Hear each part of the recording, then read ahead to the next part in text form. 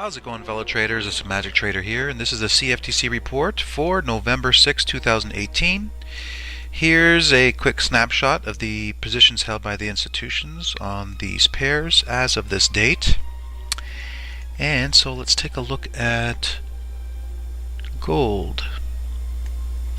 So what we see taking place here over the last couple weeks is quite significant, okay? So price came up to the weekly area of supply that we had, and now we're seeing a drop from it.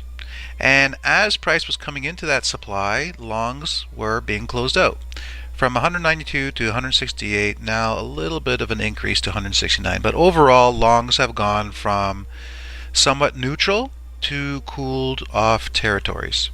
Now we were expecting some profit taking on shorts, which is exactly what's taken place since the aggressive positions here. So profit taking on shorts causing price to rally up, and now we are reacting from the weekly area of supply. So should price eventually build momentum for a move to the monthly area of supply, we would want to see these longs start to be added. But right now, that's not the main focus of the institutions. The main focus is taking profits on those short positions that they've been opening up all throughout this drop here. So that's what's taking place, and that's what we're seeing here. So net positions are in the positive slightly because longs are larger than shorts, but overall still somewhat bearish in terms of sentiment. We're going to see how things are going to react from here. This is a very low quality area of demand because it neither removed an opposing zone or removed a trend line with a peak and valley. This is an aggressive trend line, so inherently it is of lower quality. Okay, so here's the situation. It's bearish, taking profits on shorts, and there's not much more that we can gather from the data. So let's move on to oil. What do we see here?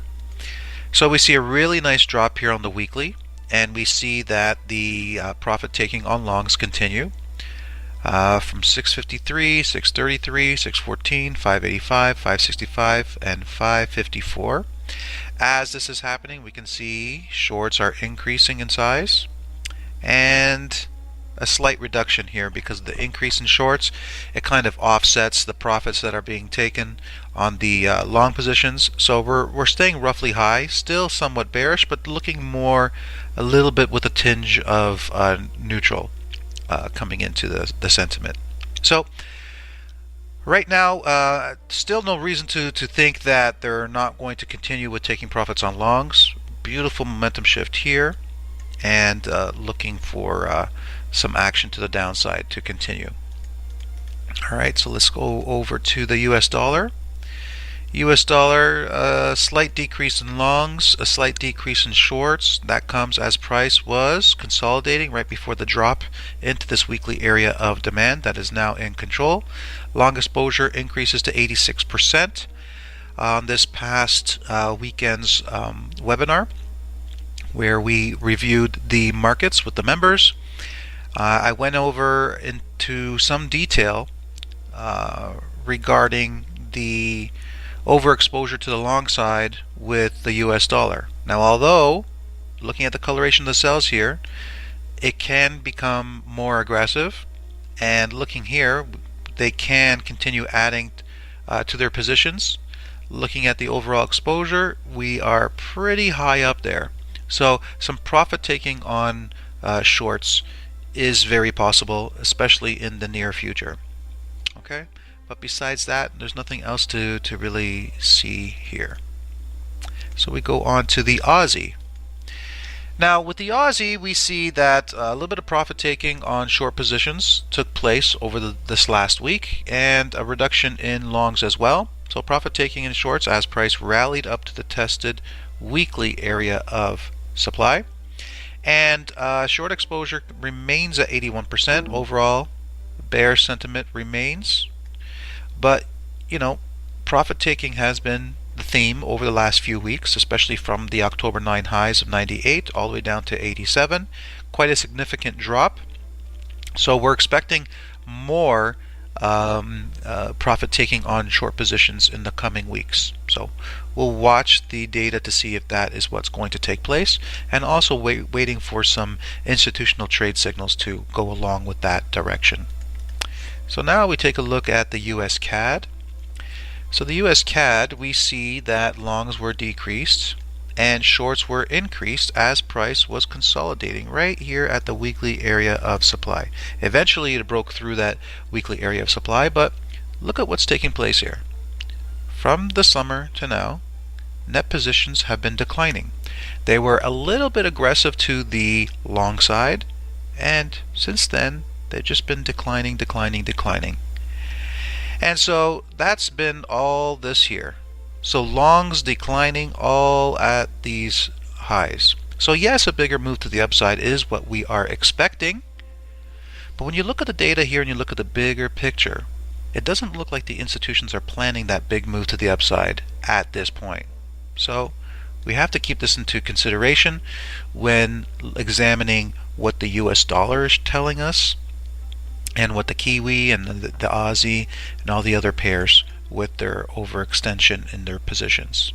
So now we look at the US Swiss franc and see if we can see any signs that the institutions are planning a move to the downside.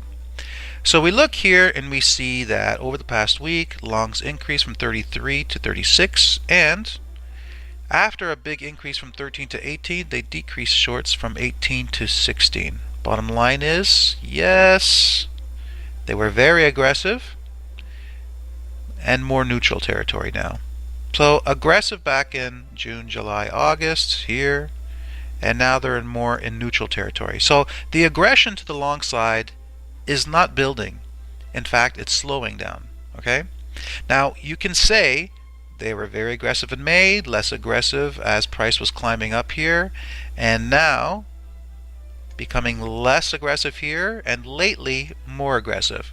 So you can say they're building more of a position to the upside, but when you take a look at this, very aggressive, less, very bullish, neutral, you can see there's a different sentiment being displayed here. So this is somewhat aligned with what we're seeing with the US dollar, and also somewhat aligned with what we're seeing with the US CAD, right?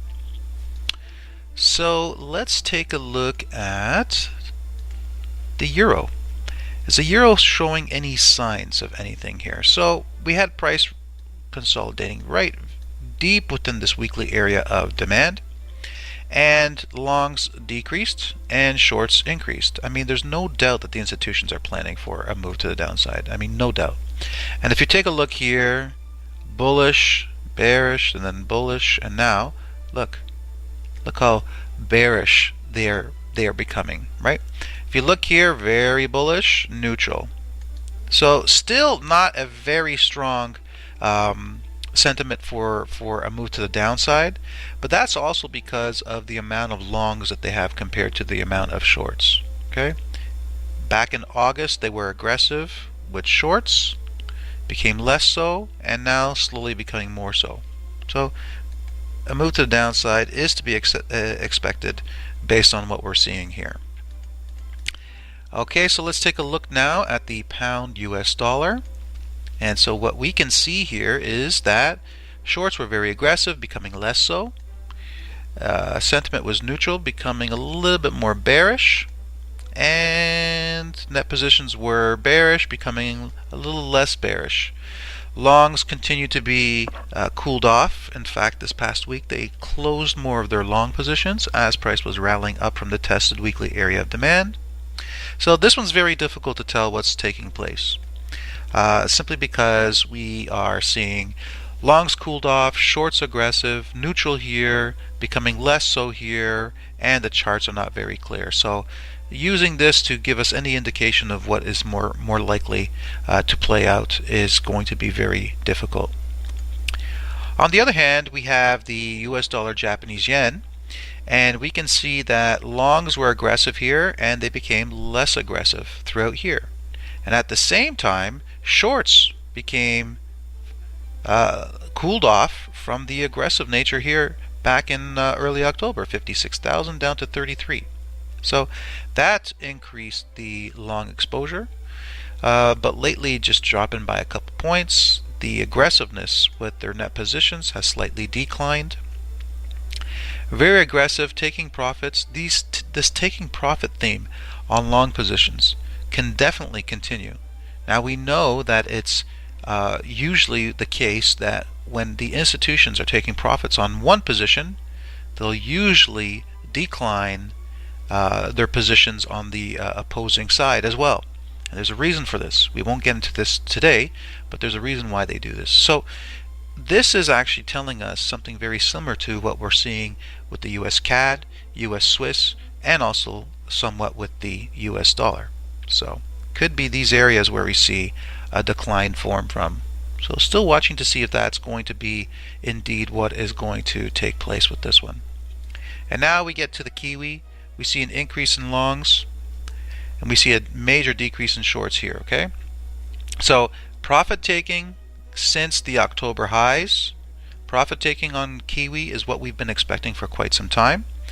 And a drop in the short exposure, which is to be expected. New area of demand here. We are waiting for institutional trade signals to get on board this one at this time. And if this theme continues, along with the what we're seeing with the US CAD and the US Swiss franc, US dollar Japanese yen, the US dollar, and the Aussie and the Kiwi, or this one here, we should see a bigger move build to the upside. Okay, so a really big theme playing out in all these markets. I went to this into much detail on the members webinar this past weekend. And if you want more information, you can go to whiteoakfx.com and find out more information there. Okay, ladies and gents, that's your CFTC report for November 6, 2018. Hope you're well and enjoy your week. Until next time.